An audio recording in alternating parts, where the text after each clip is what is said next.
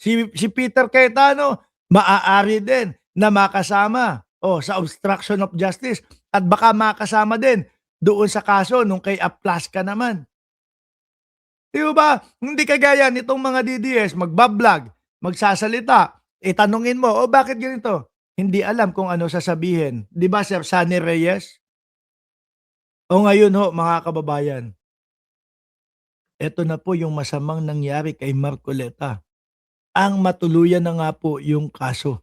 Sabi ni Ann, nakakapagod sila, redundant na sinasabi nila naman na may kasalanan naman. Totoo, no? Takot na yan. Lalo na, Monday, nako po, pag naka-live po ang Senado, mga kababayan, doon sa hearing, magla-live din po tayo. Ano po? Pagpupuyatan po natin yon mga boss chief amo, sir. Ito na po yung kay Rodante Marcoleta. Case against him. The senator on Wednesday, though, showed up in the Iglesia ni Cristo rally at EDSA and declared to his supporters that he won't fight his arrest. Sandali daw. Ano? Noong Iglesia ni Cristo rally, nagpakita si Rodante Marcoleta. Pero dito na po sa meeting yata ng mga senador, absent na po yata si Marcoleta. Pakinggan po natin mga bossing. Senator Rodante Marcoleta is missing from the All Senators Caucus today. Senator Rodante Marcoleta is missing! Missing daw po, sabi nung balita. Doon sa caucus sa Senado. Hours after the ombudsman filed a plunder case against him, the senator on Wednesday, though, showed up in the Iglesia ni Cristo rally at EDSA and declared to his supporters that he won't fight his arrest. We have more on this. Hindi na daw eh. Sabi ni Commander Churba, hindi pa nagsasampa ng kaso yung mga truck na may food delivery like catering services, restaurant, etc. Economic sabotage. Ay, pwede po yan, no? Ay, oo nga.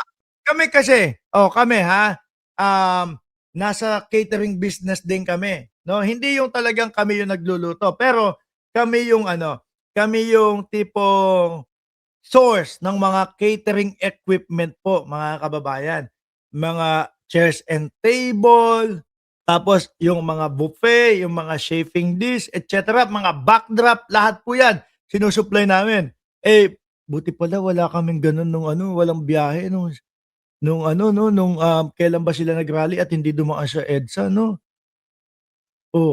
Kasi mga kababayan, kami talagang like example, sasabihin nung mga organizer o nung mga nagpa-cater, kailangan po ganitong oras ay magkakainan na, kailangan ganitong oras naka-set up na. Like example, lunch, no? 12:00 ng katanghalian, kainan sa Pilipinas, 11:30 kainan na 'yan, no? Kailangan bandang 8:30 sabihin na nating 9:30 set up na lahat 'yan. Kumbaga, inihintay na lang yung mga guests. Ganun po kaaga. So kami 6:00, 5:00 na madaling araw, nandun na yung mga gamit lahat. Kumpleto na. Bakit po? Posible kaming mademanda kapag na-late po 'yan at kapag pumalpak po yung kanilang celebration, 'di ba? Catering coordinator kayo, Boss Mark. Hindi po kami yung kumbaga kami lang yung tinatawagan ng mga coordinator para doon sa kanilang mga gamit. Pag pumalpak, yari. Siyempre, lalo na kasal. Imagine niyo po iyon, mga bossing. 'Di ba, Commander Churba, shout out po sa inyo, no? Once in a lifetime lang magpakasal. Tapos masisira pa. Magagalit yung ikinasal. Kakasuhan. Sinira mo ang aming kasal, ganito, ganyan. 'Di ba po? Meron pa yung mga yan. Game, tuloy na natin kay Dante na mukhang nagtatago na po, mga kababayan. Game! Senator Rodante Marcoleta is missing from the All Senators Caucus today, hours after the ombudsman filed a plunder case against him. The senator on Wednesday, though, showed up in the Iglesia ni Cristo rally at EDSA and declared to his supporters that he won't fight his arrest. Ayan na, narinig ninyo ha. Mismo, nandiyan kayo, ang sinasabi ay handa siyang makulong po, mga kababayan. Sandali lang. Ito ang tanong ko. Kasi yung mga nakikita ko doon sa mga kulungan, yung mga nakasuot na mga PDL, ang suot lang nila, kundi pantalon, short, tapos yung kulay orange. Walang extracurricular. Si Marcoleta, ang tanong dyan, kapag ka nasa oblo na, Hmm. Pag nasa loob na, pwede niya bang isuot yung mga extra sa katawan niya na hindi parte ng katawan niya? Kasi ang nakikita ko doon, kulay orange o kulay dilaw, 'di ba? Tapos short tsaka tsinelas, yun lang. Eh yung mga extra doon sa katawan niya na hindi naman kinakailangan o bawal, pwede niya bang isuot yun? Yun lang ang tanong ko. Like, siguro relos, wala na din, ano? We have more on this story from Hannah T. joining us live from the Senate. Hannah, anong latest? My Senator Dante Marcoleta is not in the Sabi, bawal daw ang peluka sa mugshot, sabi ni Liana. Oh, ano? Oh, anak. Kuya, who's kuya?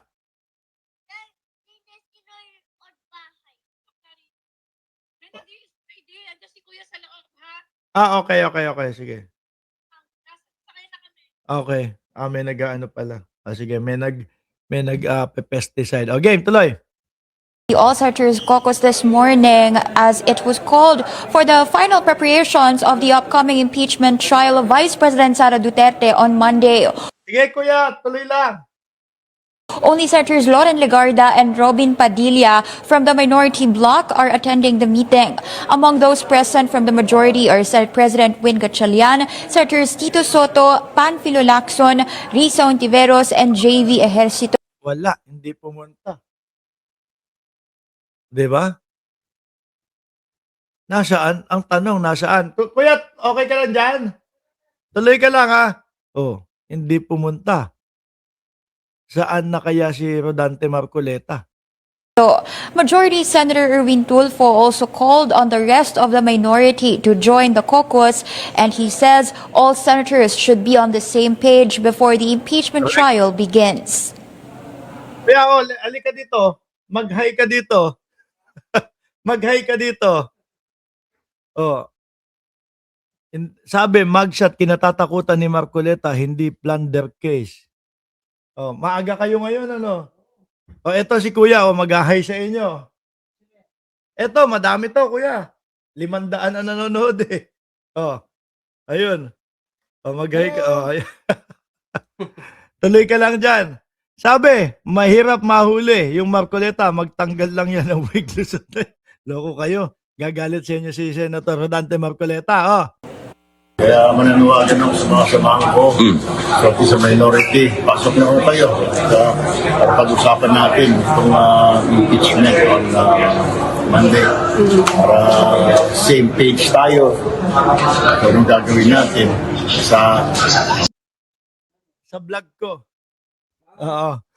na dumating mo kayo. Ito tayo, kailangan. Ito yung pinag-uusapan doon sa impeachment ni Sara Duterte sa Lunes, umpisa. Kaisa ko tayo. Sandali, halika nga. Sandali, ito, live si Kuya. Ano sinasabi mo, Kuya? I-impeach yun na si Sara kasi para mapatunayan kung wala talaga siyang kasalanan o meron. Oh, di ba? Yan. Kasi Marcoleta, harapin na rin niya kung ano yung pinaparatang sa kanya para maliwanagan ng lahat. Di ba? Oh, instant yan, ha, si Kuya. Di ba? Salamat, Kuya. Right. Oh, nakapalo ka sa akin? Hindi. Yung Mark Ramos? Wala pa. Oh, wala pa. Oh. Kapag kapalo, yan, nakita. Kita nyo? Gusto ko lang din eto, pakinggan. Nakakasubaybay ako sa mga ganyang bagay. So, di ba? gusto nating talagang malaman ang katotohanan para hindi lahat sa gobyerno sisi. Totoo. Pasalamat tayo kasi nga nabulgar ang mga yan, mga korupsyon, lahat-lahat yan. Kung hindi dahil sa magaling nating Pangulo, pasalamat kayo. Nakita nyo, di ba? Diba? Instant yan. Sa YouTube, Kuya. Di ba? Wala yan, ha? Instant yan. Hindi ko kinakausap si Kuya. Ano pangalan mo, Kuya? Ako si si Butchukoy. Si Butchukoy. Sa FB page ko. Usog ka dito. Si Butchukoy sa sa Facebook. Yeah. Butchukoy yung Facebook mo. Shoutout mo na dito. Shoutout po sa mga Papalo ka na sa kanila. Butchukoy po. Yan. Sa FB. Dapat pala magkasama tayong mag-live isang beses. No? Busy kami sir ngayon. Maghapon kami rito. Oh. Ano ang pangalan sir? Mark Ramos. Oh. M-A-R-K. Ayun. Ayan. Makikita mo yung sarili mo dyan.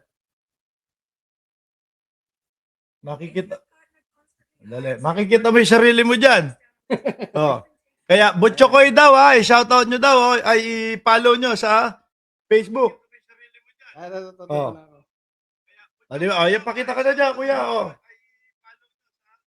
Yan. Follow kita Oh. siya.